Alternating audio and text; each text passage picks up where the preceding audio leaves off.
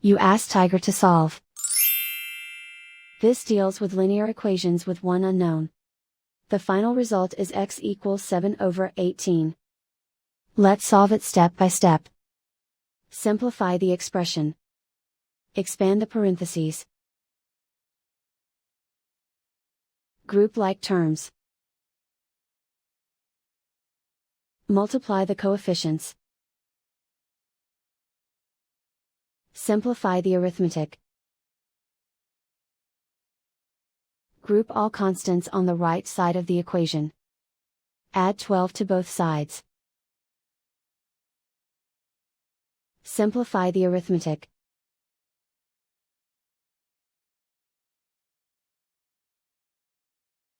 Isolate the x. Divide both sides by 18. Simplify the fraction.